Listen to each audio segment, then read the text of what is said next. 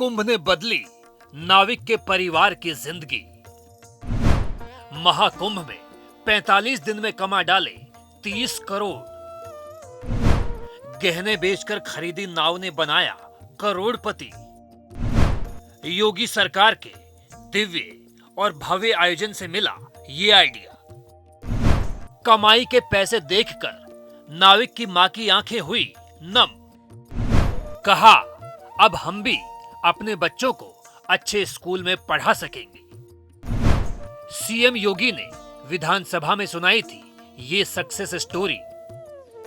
प्रयागराज महाकुंभ धार्मिक आस्था और आध्यात्म के साथ साथ लाखों लोगों की जीविका और कारोबार का बड़ा मंच साबित हुआ है। ऑटो चलाने वाले और खाने पीने की दुकान लगाने वालों से लेकर नाव चलाने वाले लाखों लोगों की जिंदगी इस महाकुंभ ने पूरी तरह से बदल कर रख दी है। ऐसे ही एक नाविक परिवार की सक्सेस स्टोरी का जिक्र यूपी के सीएम योगी आदित्यनाथ ने विधानसभा के बजट सत्र में किया है। ये नाविक परिवार मूल रूप से प्रयागराज का ही रहने वाला है।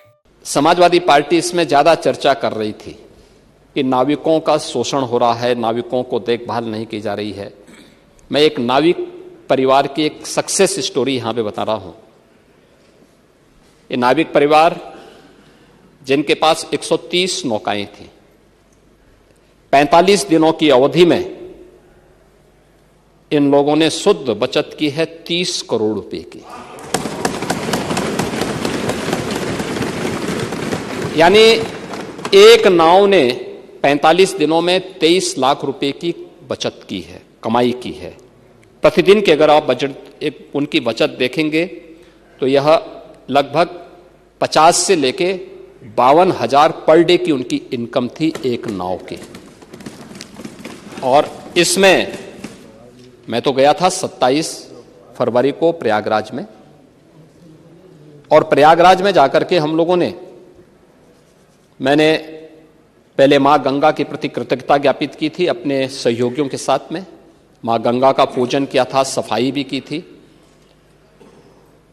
इसके उपरांत हम लोगों ने इस पूरे महाकुंभ के आयोजन को स्वच्छ बनाए रखने में जिन्होंने योगदान दिया था उन स्वच्छता कर्मियों के साथ भी, और जिन्होंने स्वास्थ्य की सेवा, कोई संक्रमण और कोई बीमारी नहीं फैलने दी, ऐसे स्वास्थ्य कर्मियों के साथ में, जो हेल्थ वॉरियर्स थे, उनके साथ में हम लोगों ने पहला आयोजन किया था, उनका सम्मान का कार्यक्रम किया था। प्रयागराज महाकुंभ के 45 दिनों के मंथन से वैसे तो उपलब्धियों के रिकॉर्ड रूपी कई रत्न निकले, लेकिन सीएम योगी ने प्रदेश की विधानसभा में जिस नौका रत्न की जानकारी दी, उसने हर किसी का ध्यान उस नाविक परिवार की तरफ खींचा है। इस नाविक परिवार ने महाकुंभ के 45 दिन में 30 करोड़ रुपए की कमाई कर डाली। ये नाविक है प्रयागराज के अरेल इलाके में रहने वाले पिंटू मेहरा। इस आयोजन के बाद हमारा दूसरा जो आयोजन था वह नाविकों के साथ ही था। नाविकों के साथ भी हमने संवाद बनाया था, उनके लिए भी हमने एक पैकेज की घोषणा की। इसके उपरांत हमने परिवहन निगम से जुड़े हुए उन लोगों के प्रति और रेलवे के उन सभी अधिकारियों और कर्मचारियों के प्रति भी हम लोगों ने धन्यवाद ज्ञापित किया था, जिन्होंने श्रद्धालु जनों को वहां तक पहुंचाने में अपना योगदान दिया। उनके साथ भी हम लोगों ने कार्यक्रम किया था। और इसके उपरांत हम लोगों ने चौथे कार्यक्रम में सुरक्षा और प्रशासन से जुड़े हुए लोगों के साथ भी हम लोगों ने एक कार्यक्रम आयोजित किया था। उनके साथ भी बैठ करके हम लोगों ने सहभोज के साथ हम लोग बैठे थे। मैं, मेरे साथ दोनों डिप्टी सीएम भी थे, अन्य मंत्रीगण भी थे, अन्य वरिष्ठ अधिकारीगण भी थे। ये सभी आयोजन वहां पे हुए। दरअसल प्रयागराज में त्रिवेणी के किनारे मौजूद गांव अरेल के रहने वाले इस नाविक के एक फैसले ने पूरे परिवार की जिंदगी बदल कर रख दी। जब महाकुंभ खत्म हुआ तो पिंटू करोड़पतियों की कतार में शामिल हो गए।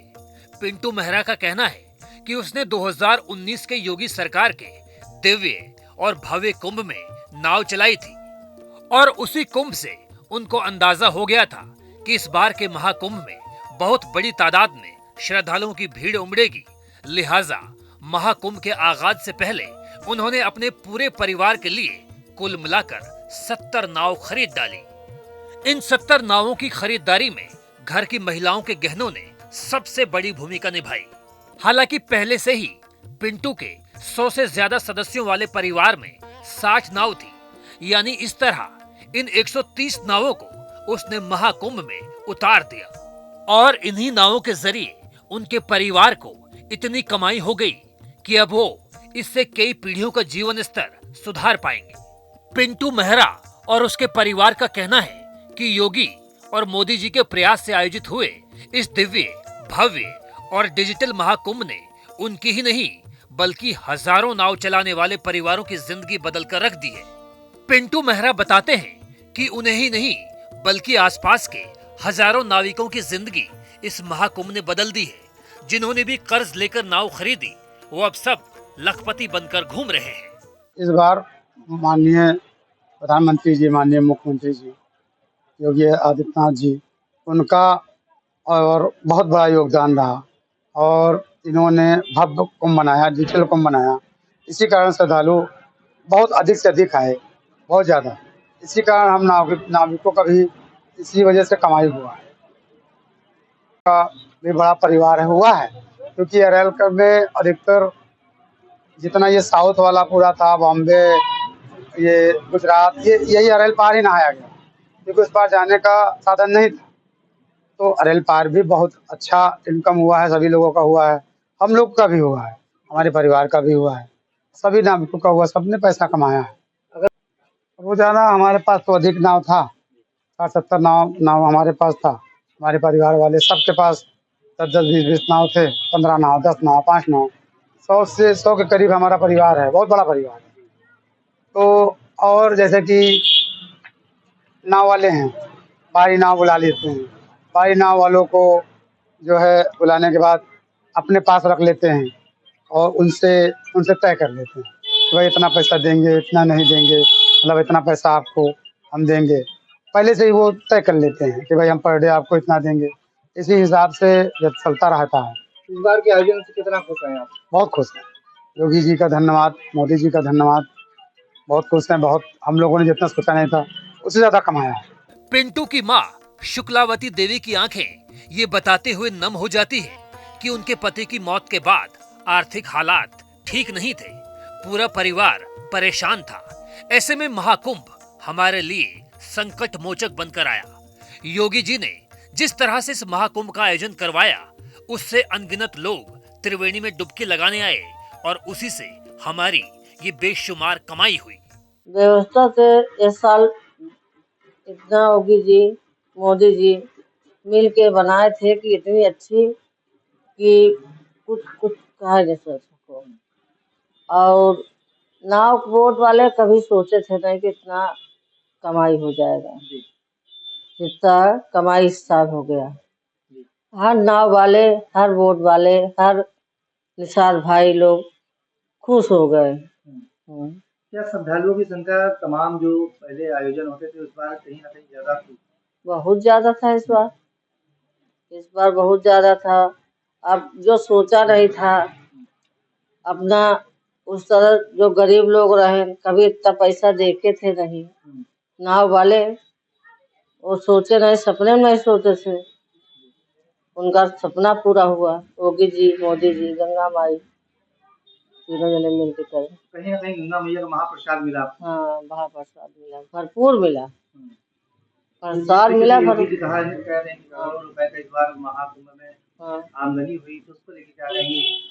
हाँ, पाए खुश हैं? खुश है। क्या कहेंगी सरकार की व्यवस्थाओं को लेकर? बहुत बहुत तरह से वो करेंगे, क्योंकि व्यवस्था इतनी अच्छी थी कि हुआ या सब कमाए। यानी महाकुंभ 2025 सिर्फ हर्ष, उल्लास और उमंग का उत्सव नहीं था, बल्कि आस्था, आध्यात्म, रहस्य, संस्कृति और परंपरा के इतर महारोजगार का भी बड़ा केंद्र साबित हुआ। शायद तभी तो पिंटू मेहरा जैसे परिवारों की आंखें खुशी के अनंत आंसुओं से नम है और इसीलिए वो पीएम मोदी और सीएम योगी की आपसी सहमति और रजामंदी से सफल हुए महाकुंभ के समापन के लिए उनका धन्यवाद कर रहे हैं। Bureau report, PTC news.